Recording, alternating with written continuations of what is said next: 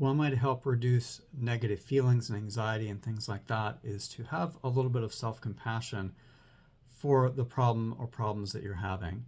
And I see this a lot in working with clients, that there's the problem and then there's a problem people have about the problem. So somebody may be afraid of public speaking, and that's enough of an issue because it probably holds them back in their career, or they can't give a wedding toast or whatever. But then there's the problem they have about the problem, which is, you silly, you stupid, you shouldn't be having that. There's that self-judgment that has them have two problems. So the original problem and the fact that they're hard on themselves for it. So one of the ways that we back this out is we start to just bring some acceptance.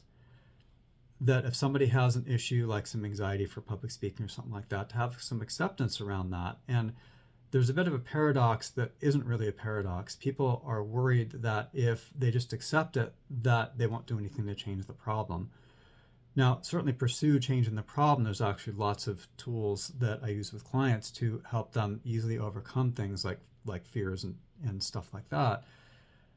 But where we often need to start is, how can you become okay with yourself as a person, even though you have this problem?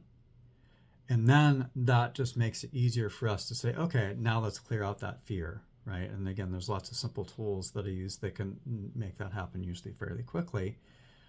But it starts with self-acceptance, self-compassion, that it's okay to not be perfect. It's okay to have a challenge here and there.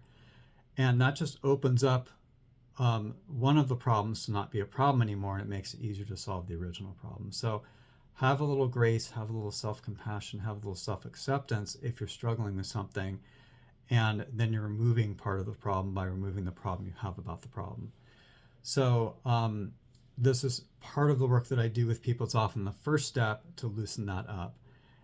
And try this out for yourself. Bring a little self-compassion to yourself if you're struggling with something, with some kind of limitation or block or something like that. And just notice how you might feel a little freer and a little easier around it.